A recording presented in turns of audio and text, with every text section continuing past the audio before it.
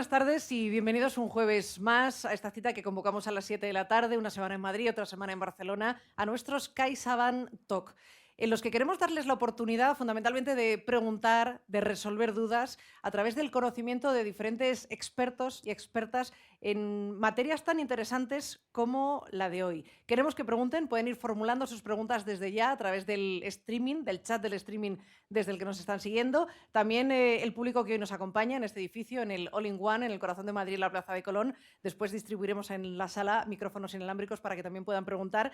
Y la verdad es que si hay algo, fíjense, que ha propiciado la pandemia y que ha potenciado, es que la gente quiere conocerse bien y se quiere conocer más. Las redes sociales, las nuevas formas de conocer a personas, de tener nuevas relaciones sentimentales, han creado un espacio y unas circunstancias muy diferentes a las de hace décadas. Así que hoy es más importante que nunca conocer a quién tenemos delante. Lo que hoy vamos a aprender con la mujer a la que hemos invitado y que nos acompaña es cuáles son las claves para identificar precisamente todo eso. Ella es psicóloga, es escritora de crecimiento y de gestión emocional, ha publicado libros como Emociones expresadas, emociones superadas, Sexo sentido, sexo vivido y Crea la vida que deseas. Y muy importante, acaba de publicar con la editorial Oberon, que por este libro le hemos invitado hoy para que nos acompañe, el libro Si aprieta no es de tu talla. Así que Ciara Molina, bienvenida a nuestro CaixaBank Talk. ¿Cómo estás, Ciara? Hola, encantada. Un saludo Bienvenida. a todos.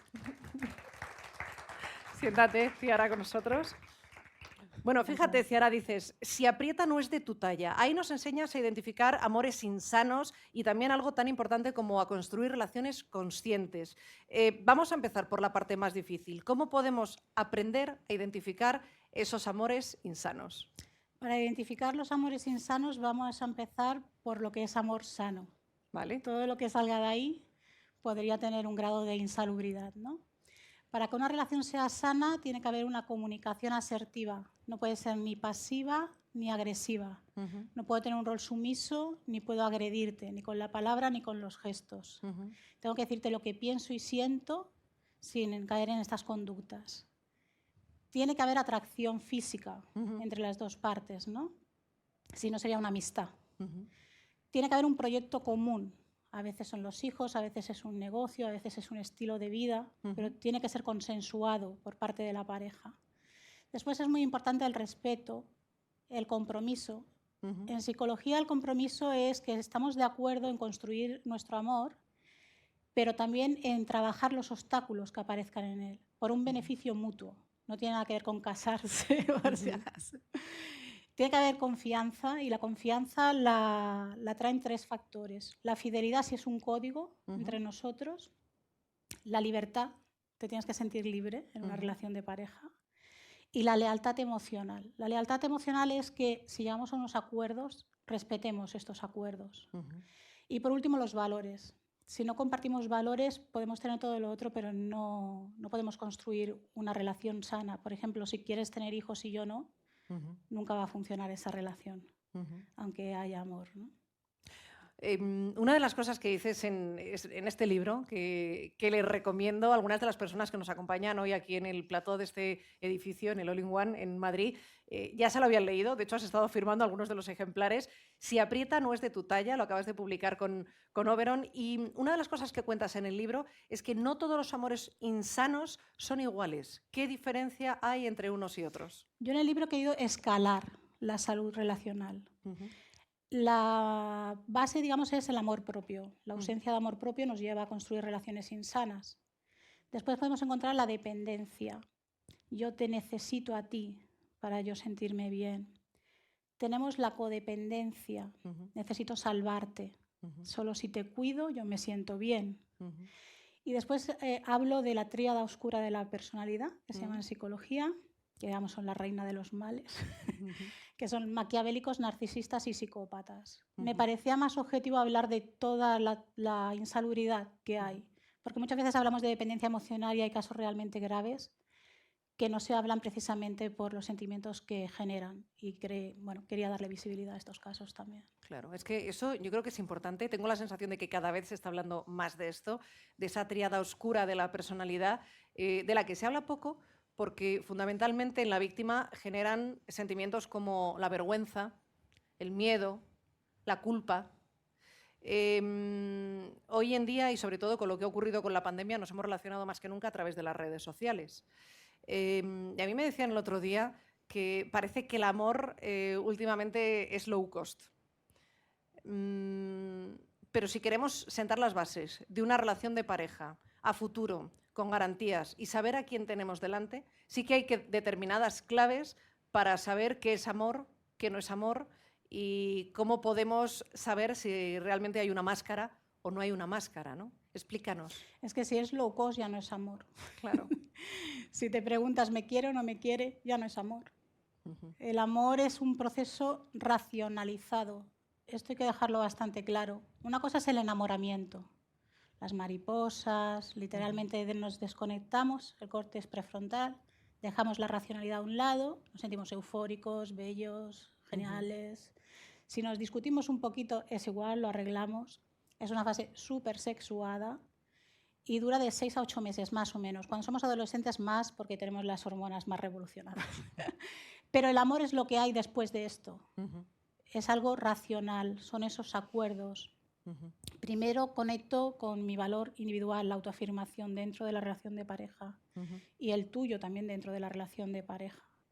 Después hay un compromiso que tiene que ver a veces en la convivencia, qué roles tenemos dentro de la relación.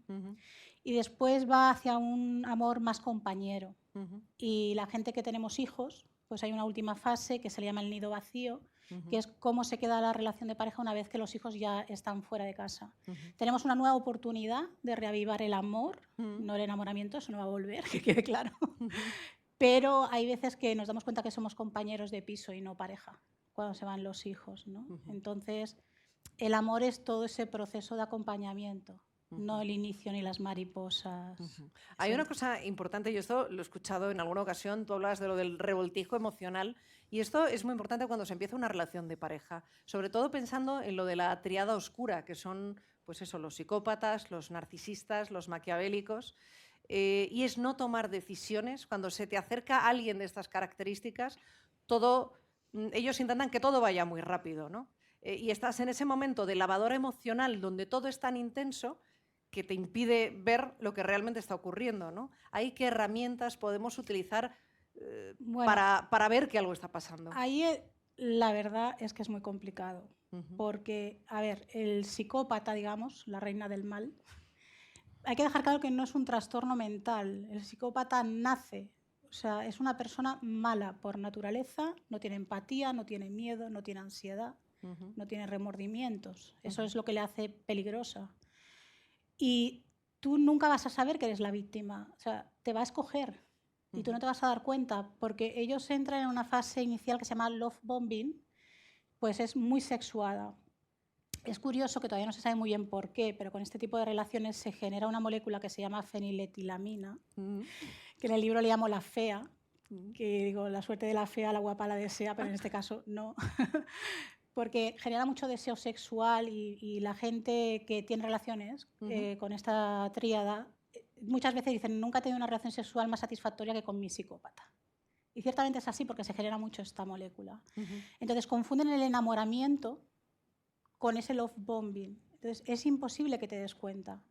Para cuando empiezas a racionalizar, la persona psicópata ya está dominándote a través del luz de gas, es como un maltrato sutil. Después del dominio habrá la destrucción. No te puedes dar cuenta. Te das cuenta cuando estás destruido o la gente te lo va diciendo, pero no te lo crees. Lo que hablabas antes, ¿no? De Triángulo de las Bermudas, que digo yo, la culpa, el miedo, la vergüenza. Primero piensas, ¿cómo no me he dado cuenta? Luego, yo esto no se lo puedo contar a nadie. Claro. Y luego el miedo a que te pase algo también, ¿no? Entonces, pues es como una mordaza invisible que cuesta mucho de detectar. Tú dices el psicópata es la reina del mal, ¿no? Lo defines así. Y además decías, no son enfermos ni son locos, son directamente malas personas. Vale. ¿Cuál es la diferencia, por ejemplo? Porque esa triada, uno es el psicópata, otro es el narcisista y otro es el sádico. ¿Cuál es la diferencia en realidad entre los otros? Son maquiavélicos, narcisistas y psicópatas. Sí que es verdad que hay estudios que quieren introducir en la tríada al sádico. Pero, por ejemplo, ya que mencionas al sádico, ¿Mm? el sádico es una persona que disfruta haciendo daño. Ujú, Se conoce mucho el sadismo sexual. O ujú, sea, ellos le producen excitación o satisfacción ujú, sexual hacer daño a otra persona. Esto es un trastorno, no necesariamente. Tú puedes tener un daño controlado y mm, es un juego sexual en el que mm, acuerdas con mm, otra persona esta dinámica ujú, y hay un control. ujú, Y esto no pasa nada, es una elección sexual. Otra cosa es cuando utilizas ese control ujú, para dominar, para hundir, para ujú, destruir, ¿no? Y aquí ya sí se convertiría en un trastorno. ujú, El maquiavélico es un rasgo de personalidad. ujú, Se definiría como hace cualquier cosa por conseguir un fin. ujú, Pero él es consciente, o ella, que también hay mujeres maquiavélicas, quiero dejarlo claro, son conscientes de que tienen limitaciones, ujú, pero no pasa nada, ellos los asumen. Lo que no tienen es moral. ujú, Y el narcisista hay que diferenciar entre narcisista común, que es un trastorno de personalidad, que es, pues, se creen pues, Dios, son los mejores, los más fantásticos, que por dentro son muy ansiosos, son personas súper ansiosas, se mueven entre el amor y el odio, las emociones templadas no les gustan y las conocen. ujú, Y hay que diferenciar con el narcisista perverso. El narcisismo perverso no es un trastorno mental, ujú, es más parecido al psicópata, ujú, solo que sí siente ansiedad, pero hace un maltrato controlado. La diferencia con el psicópata es que el psicópata no necesita control ujú, porque le da igual y el narcisista tiene falta de control de impulsos. Esa es la principal diferencia. ujú. Y el narcisismo perverso, pues para que os ponga un ejemplo, pues, por ejemplo, yo comento un caso personal en Ujú. el Lo libro. cuentas en el libro, además de una mujer que ocupa un cargo importante, ¿no? Que es que muchas veces puedes Sí. pensar, bueno, esto en determinadas capas o estatus con formación no se da, sí se da. Y muchas veces se da incluso más. Lo que pasa es que por ese sentimiento, ese triunvirato de sentimientos de miedo, culpa y vergüenza no se cuenta, ¿no? No, pero por ejemplo, ya que hablábamos antes de redes sociales, una de las cosas Ujú, que le pasaba a esta mujer es que ella consiguió comunicarse solo por WhatsApp, que es una mala opción, pero era la única manera de poder expresar todo el dolor que ella tenía. Ella, para protegerse, borraba los mensajes, cosa que él sabía, y entonces se le decía, demuestra que te he dicho eso. Ostras, Eso es claro. un narcisista perverso. Ujú, Es esa, y cuento un caso personal mío, ¿no? Yo siempre he tenido como complejos con el tema del peso ujú, y el narcisista perverso de mi vida escuchó un día un comentario de un amigo, un comentario bastante desafortunado, que también que decía que le gustaban las mujeres muy delgadas y las catalogaba de bicho palo. Y yo ajá, estaba discutiendo con él por el calificativo. Y entonces mi narcisista perverso me dijo, ¿y eso te lo dice a ti? claro. No hacía falta que me dijera a ti que eres gorda, Ujú, pero ya se sobreentendía, ¿no? Esa es la diferencia. El narcisista común te diría gorda directamente. claro. Y claro, esto va increciendo a lo largo de los años, porque un día aguantas ese comentario de, ¿y esto te lo dice a ti? Y la cosa va a peor a medida que avanza el tiempo y cada vez es peor. Un día, recuerdo, una psicóloga me ponía un ejemplo muy claro de cómo esto es como una rana a la que meten en un cazo con agua y poco a poco le van subiendo la temperatura. El caso de esta mujer que tú cuentas en el libro, con una carta, además queda, y que es bueno, una persona que tiene un alto nivel de formación, que tiene un alto puesto también, a la que has cambiado el nombre por una cuestión de, bueno, de protección, pues al final sufrió eso durante 40 años. 40 años. Una rana a la que vas cociendo poco a poco y un día en el año 39 muere, porque tú una de las cosas que explicabas es que el narcisista muere matando, ¿no? Sí, totalmente. El narcisista nunca se va a coste cero. Nunca. Puede irse un tiempito, te toma la temperatura, luego vuelve a aparecer, pero si tú dejas la puerta abierta va a encontrar el hueco de entrar. No directamente contigo, puede ser un familiar, puede ser un hijo, puede ser un compañero de trabajo, pero va a entrar. Entonces es muy importante mantenerse en el contacto cero. Es difícil con los hijos. Claro, es que ¿qué pasa cuando hay hijos con una persona que es un narcisista? Porque tú una de las cosas que explicas en el libro es la clave es mantener un libro que, déjame que insista, le recomiendo porque todo está aquí muy bien contado, lo de la tríada oscura y muy bien explicado, y luego hablaremos también de cómo debe ser una relación consciente, una relación sana. Una de las cosas que dices es fundamental aplicar el contacto cero. Pero ¿cómo se aplica un contacto cero cuando hay hijos? Cuando hay hijos, el cero absoluto es evidente que no podemos. En los casos más graves tenemos que tratar de probar la vía judicial.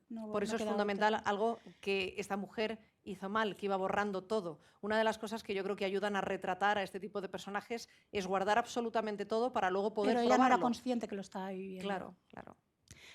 Ella se sentía culpable, todos nos sentimos culpables, pero yo siempre os digo a las víctimas, no podéis sentiros culpable de algo de lo que no erais conscientes. Cuando habéis sido conscientes habéis luchado por salir de ahí y os habéis dado cuenta que a veces no habéis podido. Y si estáis llegando a terapia, que en mi caso cuando yo los conozco, habéis sido muy valientes de llegar hasta aquí. Pero no puedes culparte por algo que no veías. La gente de tu alrededor sí ve algunas cositas, no ve el grueso. Claro. Pero también hay el silencio social, esto hay que dejarlo muy claro, ¿eh? O sea, el silencio social no beneficia. Hay un silencio social que es cómplice. Mucho. Es un silencio cómplice. Y luego la justicia hay que revisar las leyes. Claro, porque ahora mismo la justicia, es decir, encuentras a una mujer o a un hombre, porque tampoco queremos establecer esto como si fuese, también hay mujeres, sí, sí. ¿vale? Que se arma de valor y decide poner en conocimiento de la justicia todo esto. Yo, de hecho, hablo mucho de esto últimamente porque lo veo mucho en mi entorno también y me cuentan muchas historias. Y cuando acudes a la justicia, pues claro, cuando vas con un parte de lesiones parece que es fácil. Pero ¿qué pasa con la lesión del maltrato psicológico? Que se perpetúa a lo largo de los años y que es complicado demostrar. ¿La justicia está preparada, Ciara, para condenar por violencia de género y por maltrato psicológico a una de estas personas de la tríada oscura? No, yo tengo un caso actualmente que nos han retirado el informe psicológico porque solo podían demostrar los arañazos porque había un parte clínico en un hospital. Pero esta persona lleva con estrés postraumático 5 años. Ostras. Y no se puede demostrar porque ella, cuando tú estás a ese nivel de ansiedad, ¿tú qué vas a guardar? No guardas nada. Lo único que quieres es que la gente no se dé cuenta, que no te vean, volverte invisible, huir, evadirte. Y tampoco nunca piensas que se va a escalar tanto.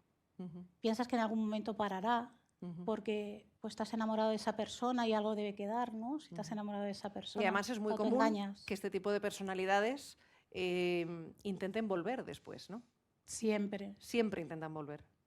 Sí, si ven que te pueden volver a dominar, ellos disfrutan con el dominio. ¿Cómo eligen a las víctimas? ¿Hay algún patrón?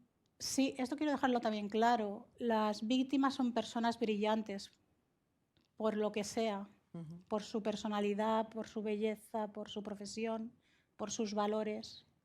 Ellos quieren eso para ellos. Te quieren exponer como un pavo real, mi pareja. Pero si te dice alguien, uy, qué bien tu pareja, es mi pareja. Y luego te culpo cuando llegues a casa. ¿Por qué esta persona te ha dicho esto? Y tú te quedas, bueno, ¿y qué culpa tengo yo de que me lo diga esta persona? Entonces, cuando ven que ya destacas demasiado, mira, al narcisista le gusta que le envidien, pero no le gusta que le sustituyan. Y entonces prefiere destruirte. ¿Y qué ocurre cuando has conseguido darte cuenta? El otro día leí un dato preparando este encuentro contigo, esta charla contigo, que pensé, ¿cuántas mujeres se habrán quedado por el camino? Me dio escalofríos. El índice de suicidios, en este caso hablaba de violencia de género y de mujer, ¿no? Insistimos en que también esto ocurre con los hombres, pero parece que ahí la mujer, sobre todo cuando ha sido madre, se vuelve más vulnerable, las exigencias son mayores. El índice de suicidios es mucho mayor en mujeres que han sufrido esto. Cuando alguien da el paso y denuncia y sale públicamente y cuenta lo que le está ocurriendo, eso por un lado. Pero luego, por otro lado, ¿qué pasa cuando esa persona, después de una lucha de mucho tiempo y de muchos años, rehace su vida y tiene otra pareja? ¿Qué le ocurre al narcisista? Bueno, a una de las, o todas juntas, que también se pueden dar de la tríada oscura. ¿Qué le ocurre a la persona o ¿Qué le ocurre? a la pareja? ¿Cómo reacciona el maltratador? Bueno, si es un psicópata y ha encontrado otra víctima, le da igual. ¿Y si no ha encontrado otra víctima? Y si no ha encontrado otra víctima, también le da igual. Si él te puede dominar, es igual. Va a buscar otra víctima igualmente, el psicópata, ¿eh? Porque él, como te digo, no enamora, seduce. Al narcisista perverso, como no quieren que le sustituya, te va a tratar de hundir de todas las maneras posibles. O invalidándote. Si tenemos hijos es muy común empezar a soltar cositas en los grupos de chat del cole de los niños, en las reuniones de maestros. ¿Y cómo se combate eso? Porque claro, ahí tienes que proteger también a la infancia. ¿Cómo se combate eso? Bueno, yo sé que es muy difícil, pero hay que hablarlo. Solo dándole visibilidad es la manera de combatirlo. Lo que pasa es que eso nos genera tal vulnerabilidad, y también entendemos la vulnerabilidad como algo negativo, y en realidad no lo es, porque hace ver qué necesito yo en este momento. Lo que pasa que pues lo cómplice de la ausencia de apoyo social, ¿no? Lo vemos a todos los niveles en el trabajo. Si tienes problemas en el trabajo y pides ayuda, nadie va a declarar. O sea, no vaya a ser que me toque a mí, ¿no? Claro. Hay miedo también. No solo miedo a la pareja, hay miedo al entorno también. La familia muchas veces tampoco interviene. Bueno, son cosas de pareja. Claro. Tampoco saben la magnitud porque la víctima lo suele cambiar. Y también, lo suele callar la víctima. Sí, lo calla, y luego sobre todo que entran en técnicas de manipulación, y una de ellas es el control social. Cada vez estás más aislada. Tampoco es que te lo pida directamente, pero a lo mejor le dices, voy a salir a cenar con los amigos. Bueno, tú misma. Yo a mí que me apetecía que te quedaras en casa, es que quieres a tus amigos más que a mí. Tú siempre saliendo, ¿y para cuándo yo? Ese tipo de comentarios que luego piensas, oye, es verdad, ¿no? Le estaré prestando lo suficientemente atención. Y al final no hace falta que te digan no salgas. Tú misma vas dejando los hábitos, o tú mismo vas dejando los hábitos. ¿Cómo, por volver al tema de los hijos, porque al final establecer un contacto cero cuando no has tenido hijos es fácil, pero establecer un contacto cero fácil tampoco es. Pero claro, con hijos fácil, ya sí. Es muchísimo más complicado. Tú dices, hay que salir a hablarlo y hay que contarlo. Eso, ¿a partir de qué edades conviene empezar a hablarlo? ¿Cómo se le explica a una hija, a unos hijos, a unas hijas lo que está ocurriendo? A ver, si tenemos en cuenta la salud emocional de los niños, ellos construyen su concepto de sí mismos en torno a los 6, 7, 8 años, dependiendo del nivel de desarrollo de cada niño. Entonces, si el amor y el deseo son miméticos, es decir, son por imitación, si yo tengo una relación insana, mi hijo o mi hija va a entender que eso es el amor. Por tanto, cuando construya el concepto de sí mismo, lo va a construir desde ahí. Entonces, a esas edades, evidentemente, dar detalles difíciles, no, pero porque no lo van a entender, porque ellos no han tenido la experiencia ni tienen el desarrollo cognitivo suficiente para comprender qué sucede.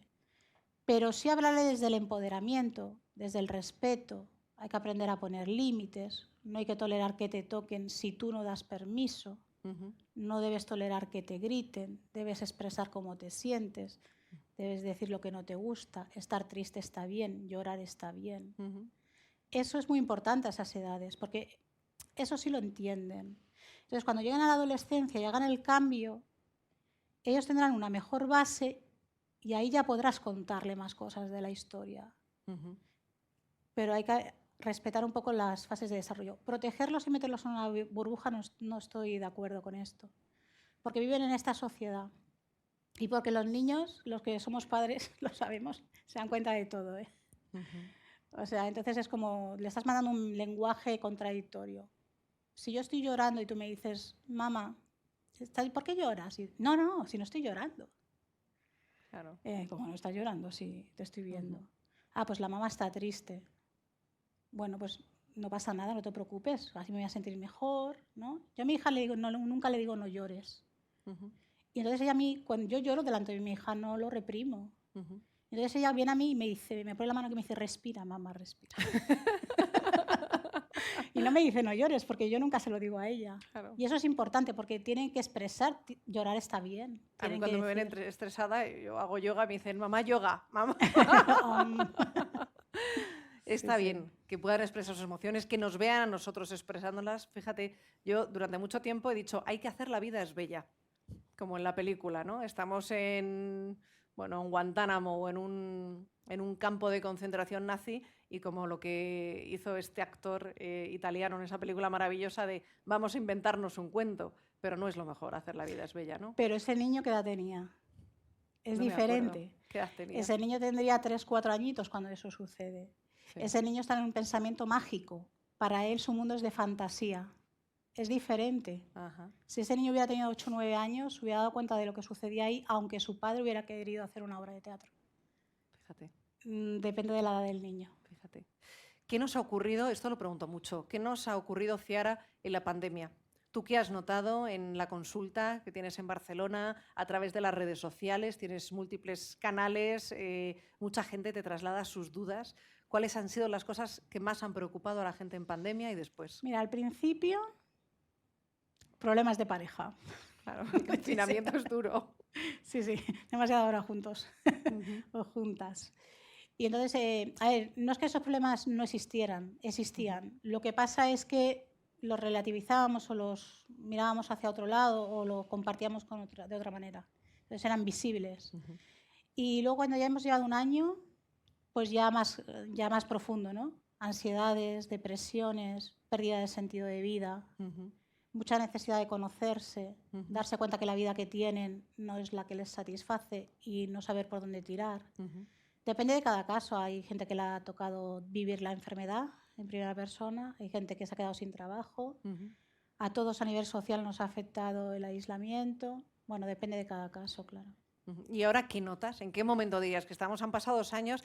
Y es verdad, yo utilizo mucho como una especie de titular para este invierno, digo, este parece el invierno más largo, ¿no? Porque al principio de la pandemia nos cogió, jamás imaginamos que nos iba a tocar vivir como sociedad en el mundo un tiempo como este. Y tener que explicárselo a nuestros hijos cuando no estábamos preparados para nada de esto, porque ni imaginábamos que esto podía ocurrir. Después llega Omicron estas Navidades, después llega la guerra, el año pasado Filomena, o sea, llevamos 2 años un poco en estado de... hay gente que de broma decía, faltan los ovnis, ¿no? ¿En qué momento dirías que estamos? Pues estamos volviendo a la negación, desgraciadamente. Cuando la mente se entra mucho tiempo en incertidumbre, busca un mecanismo de defensa que es negarse lo que está sucediendo. Porque son tantas cosas a las que no tienes control que la mente, si no tiene una información, la crea. Claro. Idea, fantasea, crea. Y es un riesgo, ¿no? Porque si tienes una autoestima baja, pues la creas en negativo. Si la tienes súper alta, fantaseas y a lo mejor no estás siendo del todo consciente. Hay una sensación de hartazgo, de mucha irascibilidad. Se nota a nivel vecinal, a nivel familiar. Yo lo noto mucho conduciendo. Digo, antes la gente no estaba tan crispada. Sí, ¿no? sí. Sí, pero es por la incertidumbre y la falta de control. Es que son 2 años en donde han cambiado toda nuestra vida, ¿no? Y tenemos que aprender desde cero y era algo que pensaba, bueno, es que nunca se nos había pasado por la cabeza. También trae cosas buenas. La sensación de tristeza es la única emoción que te deja ver dentro. Solo desde ahí es que puedes construir. No pasa nada sentirte triste. Vamos a ver por qué te sientes triste. No pasa nada, hay que observarse. Y eso es bueno. También llevar a esas emociones... Todas las emociones son positivas. Todas nos ayudan a adaptarnos. Algo súper importante, la autoestima. Porque cuando nos toca vivir, pues bueno, la circunstancia que sea, pero en este caso hablando de relaciones de pareja, de la triada oscura, sé que no te gusta utilizar el término tóxico, sino insano, ahora me explicarás también por qué, porque en el libro Si aprieta no es de tu talla, no utilizas ni una sola vez el término tóxico. ¿Cómo se fomenta la autoestima? ¿Cómo se les da las herramientas a nuestras hijas e hijos para que tengan autoestima y les acompañe en el futuro? Primero hay que potenciar la autonomía y la libertad. Y decir que todas las emociones que sienten están bien. Por ejemplo, si tú tienes un hijo y está enfadado y tú le dices, es que hay que ver cómo eres. No, vale, identifico que estás enfadado. ¿Por qué estás enfadado? ¿Por qué te sientes así? Hay que validar las emociones que tienen. Hay que dejarles ser autónomos en el sentido que toman decisiones. Hay muchos padres que me dicen, sí, hombre, entonces esto va a ser, vamos.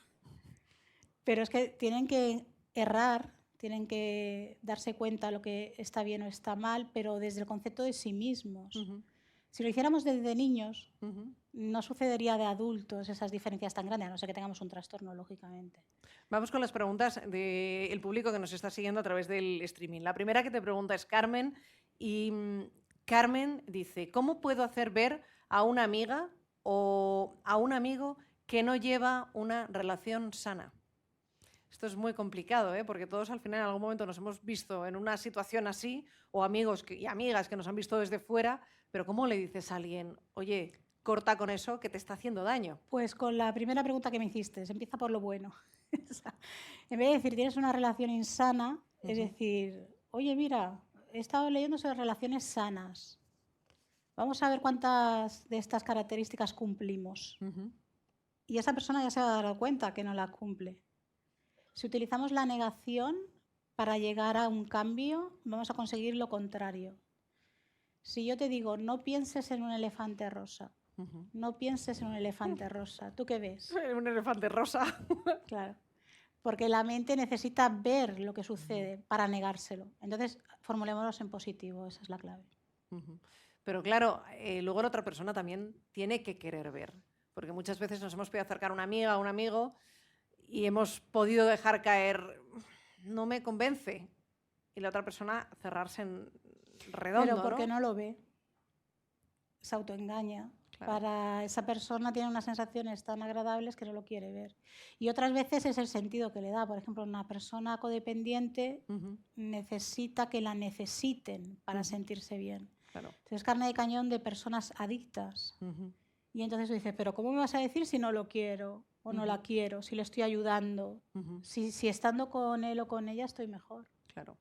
Tenemos 2 micrófonos inalámbricos. Vamos a dejar que también el público que nos acompañe en la sala pueda preguntar mientras van pidiendo el micrófono para preguntarle a Ciara. Al final es que todos pasamos o una o varias o unas cuantas veces por... Sí, todos nos o conocemos historias cerca. Sí. Así que quien quiera que levante la mano y le puede plantear también preguntas. Mira, ahí tenemos. Entre tanto, mientras le van acercando el micrófono, pregunta de José. Nos sigue a través del streaming. Pregunta a través del chat: ¿cómo suplimos las expectativas que surgen al principio de la relación? Porque tendemos a idealizar a las personas y claro, ¿cómo se suple eso? Y dice, muchas gracias, me está resultando muy interesante la charla. A ver, las expectativas son lo que nos sirven para acumular frustraciones, porque nunca van a salir las cosas como quieres, ni en el enamoramiento ni en el no enamoramiento. Entonces, yo lo que pido es que se respeten las leyes de aproximación. Es decir, hay que dejar pasar 6, 8 meses iniciales. Hay que conocerse, hay que hablar. Si te pasa por la cabeza, uy, llevamos 2 semanas, nos vamos a vivir juntos. Podemos tener un problema aquí. Porque primero no nos conocemos y el psicópata se salta todas las leyes de aproximación.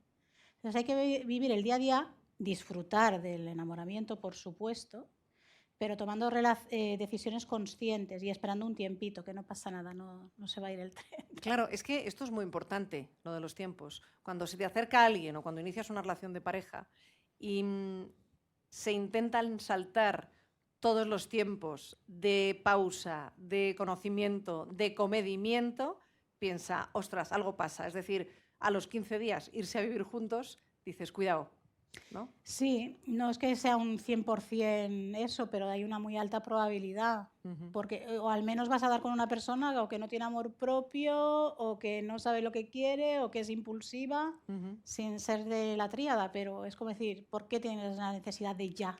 Claro. Porque no te permites conoceros y conocerte a ti dentro de la relación, porque tú te conoces individualmente, pero no sabes cómo es con esa persona, que no tiene que ser igual a otra relación que hayas tenido, porque es una persona diferente. Luego te preguntaré también cómo se sale de ahí, porque tú decías lo del trastorno, lo del estrés postraumático, que dura, bueno, pues en función de cómo haya sido, del contacto que siga habiendo, cómo se sale de todo eso, además del contacto cero. Venga, vamos a la sala. Pregunta, ¿cómo te llamas? Javier. A ver, ¿qué le quieres preguntar a Ciara, Javier? Hola. Bueno, me está encantando la charla, que lo sepas. Gracias. Una preguntita.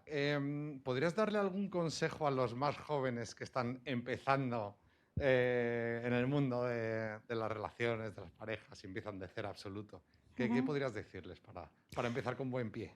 Bueno, para primero hay que conocerse bien, en el sentido de cómo piensas, cómo sientes. Hay que respetar el espacio físico.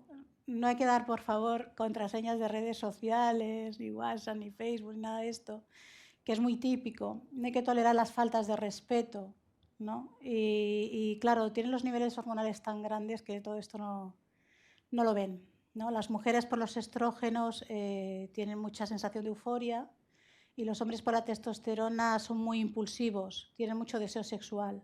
No quiere decir que las mujeres no tengan deseo sexual, lo tienen, pero en diferentes medidas depende del nivel hormonal que tengamos. Y sobre todo quiero dejar claro que el sexo no es amor es un disfrute, está bien, dentro de la pareja es importante, dentro de la pareja disminuye con el paso de los años, también por el nivel hormonal, pero sobre todo los límites, ¿no? Los límites sanos, ¿qué son? Si yo digo que mi bienestar acaba aquí, todo lo que sea a partir de aquí no lo puedo tolerar, ¿no? Y la otra persona me tendrá que decir, mi bienestar acaba aquí. Si podemos conciliar, perfecto. Si no, es mejor seguir conociendo a otras personas. Espero haber respondido. Gracias. Muchas gracias. Claro, es que esto es muy importante, porque yo cuando leía tu libro decía esto, debería enseñarse en las escuelas y debería hablarse de esto en las universidades para enseñar a las nuevas generaciones que ahora mismo están teniendo otros modos y que nada tienen que ver con los que tuvimos nosotros cuando éramos adolescentes, de relacionarse y de comunicarse, que las redes sociales son un arma de doble filo, que están muy bien para algunas cosas, pero que para otras son tremendas y muy peligrosas. Explicarle a los adolescentes que, por ejemplo, la vida en Instagram es mentira. Que esto que aparece ahí, y claro, en esa mentira que se genera a través también de las redes, el enamoramiento fácil a través de imágenes que no son reales y todo lo que puede generar detrás, es decir, en un momento que tú decías, están dominados por la testosterona, luego nosotras en la adolescencia también por otra serie de cosas, queremos que nos quieran. Disney en nuestra generación hizo mucho daño, no sé si sigue haciéndolo en esta, ¿no? Pero al final tú me No, pero está 50 sombras de Grey. Claro. Pero me recomendabas antes un libro, esto quiero que lo digas porque es muy importante. Yo antes de empezar me lo he apuntado para ir a comprarlo mañana mismo. ¿Cómo se llama este libro? La princesa que creía en los cuentos de hadas. La princesa que creía en los cuentos de hadas. ¿De qué habla este libro? Habla, bueno, es un personaje femenino, pero puede ser perfectamente un personaje masculino. O sea, habla de que primero hace lo que los padres dicen que tiene que hacer, el manual de la princesa. Luego se casa con su príncipe azul y todo es maravilloso hasta que ella brilla y entonces ya al príncipe no le gusta, entonces tiene que hacer lo que el marido le dice, en este caso, pues, en el caso del hombre, pues lo que la mujer le dice.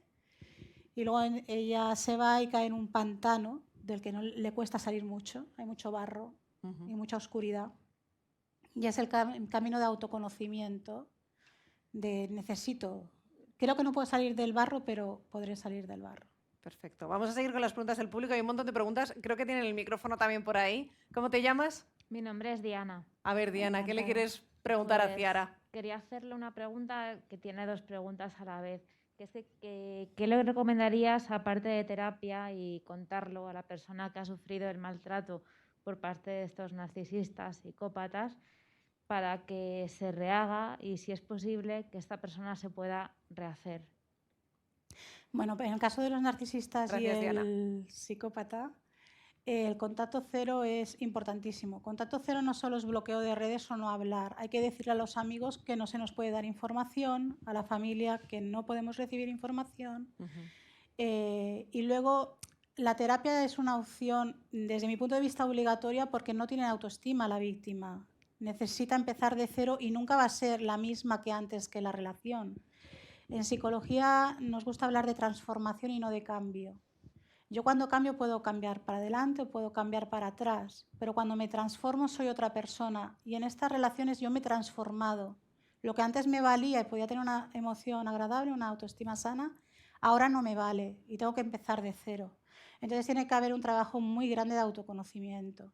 Tiene que haber un acompañamiento porque sola no puede. Siempre se va a boicotear, se va a autoengañar, se va a sentir culpable, va a tener miedo, se va a sentir indigna de ser. Y eso la va a perpetuar muy probablemente a un trastorno ansioso depresivo que la irá consumiendo si no lo aborda, claro. Claro, y luego fíjate el dato, muchísimas gracias. Gracias. Diana, fíjate el dato que yo te daba terrible del suicidio silenciado, ¿eh?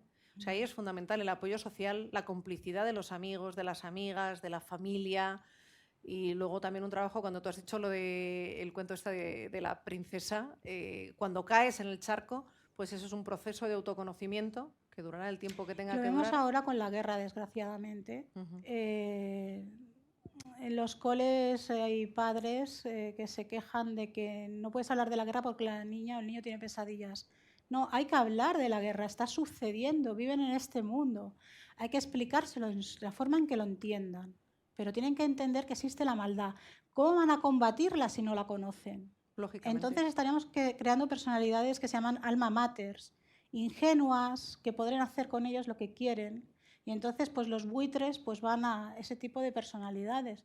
Le estamos haciendo flaco favor a los niños si no le decimos cómo es el mundo. Claro. Lo que no le podemos estar alertando, todo es malo. No, vamos a valorarlo. ¿Cómo te sientes con esto que estás viendo? Pero los niños son personas, no nos olvidemos. Sin duda. Vamos con más preguntas del público y hay un montón de preguntas. ¿Cómo te llamas? bien. Hola, buenas tardes, soy César. Hola César, encantado. Primero quería felicitarte por tu libro, por tu trabajo, porque Gracias. lo he leído y me gusta muchísimo. Gracias. Y en segundo lugar, dos preguntas breves. La primera, ¿qué opinas de la palabra conquista y seducción? Porque yo desde muy pequeñito son dos palabras que a mí no me han gustado nada y yo ya detectaba que ahí hay una parte de engaño detrás. El seductor, el conquistador. Te voy a responder de una forma muy Me breve. ha chirriado siempre. Es una técnica de manipulación. La conquista es un dominio, la seducción es un dominio. Yo te puedo seducir para agradar, pero busco una intencionalidad en agradar. Tú te puedes sentir enamorado, pero si busco tu seducción es que busco que actúes como yo quiero que actúes. Dentro del enamoramiento hay seducción, no es que todo sea malo, ¿no? Pero si lo utilizas siempre como dinámica para acercarte al otro, eso es lo negativo, ¿no? Entonces, si necesitas seducir es porque no te sientes seguro, ¿no? De que la otra persona te reciba como a ti te gustaría, amorosamente, ¿no?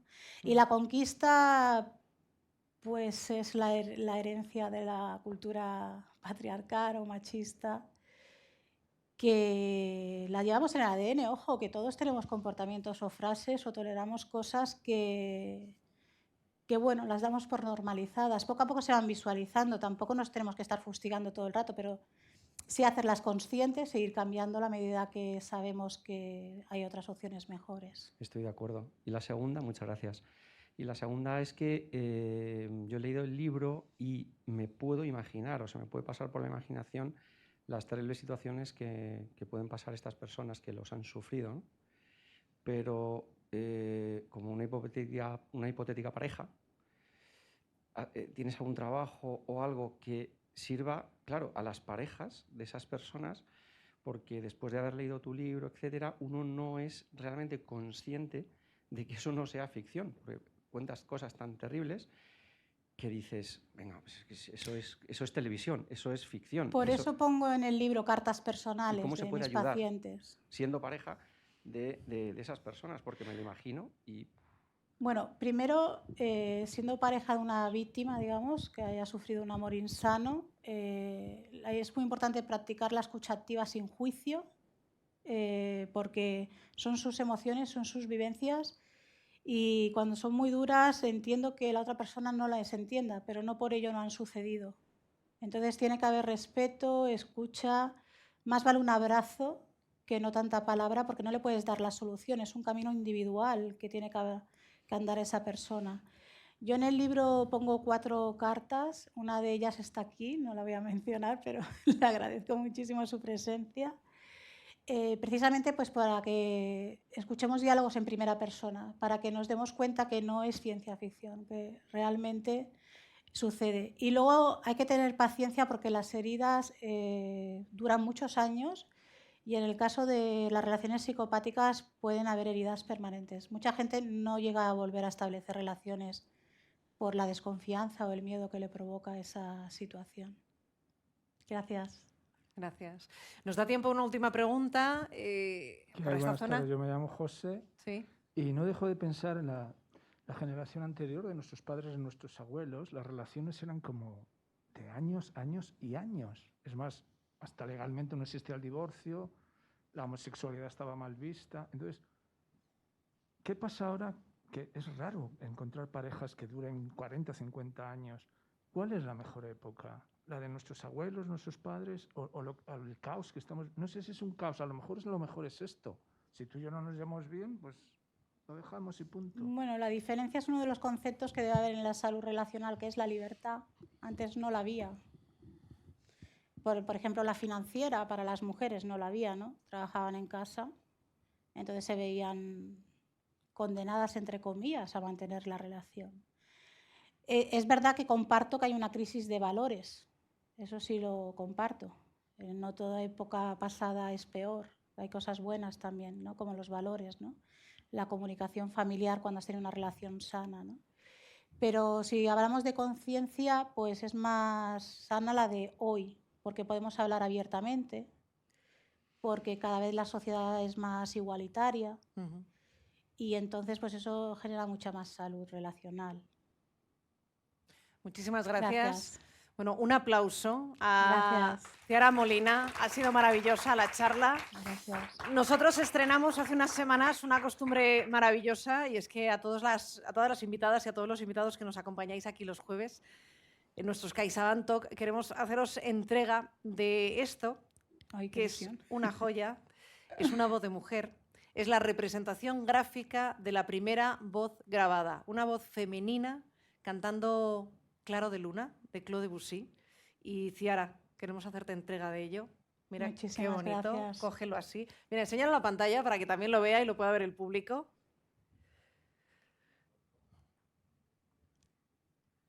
Ahí está. La verdad es que es una preciosidad, es historia y nosotros lo que queremos en los CaixaBank Talk es dar voz a todas estas historias para poder aprender, para poder enseñar, gracias a vosotros, que sois sabios y sabias del conocimiento, cada uno en su materia. Ciara Molina, les recomiendo este libro, el cuarto que publica, con Oberon en este caso, Si aprieta, no es de tu talla. Ciara, muchísimas gracias. A ti. Muchísimas gracias a todos. Bueno, anunciarles que el próximo jueves estaremos en Barcelona con Gabriel García de Oro. Gabriel ha publicado más de 40 obras, sobre todo de literatura infantil y también de algo tan importante como el crecimiento personal. Es columnista en medios de comunicación como El País Semanal o Cuerpo Mente. Y ya saben que si quieren acompañarnos el próximo jueves es muy sencillo. Pueden hacerlo escaneando el código QR que les aparece en pantalla, que va a seguir una vez que termine el evento. Y si quieren hacerlo presencialmente, será en Barcelona. Estaremos en el edificio All-in-One, en el corazón de Barcelona, en la plaza de Francesc Macià, que también es precioso, igual que este en la plaza de Colón. Hablan con el gestor de CaixaBank para poder acompañarnos y les esperamos el próximo jueves. Se pueden inscribir desde ya, no se lo pierdan. Nos encontramos el jueves de la semana que viene a las 7 de la tarde. Que tengan una gran semana. Gracias a todos los que hoy nos han acompañado aquí.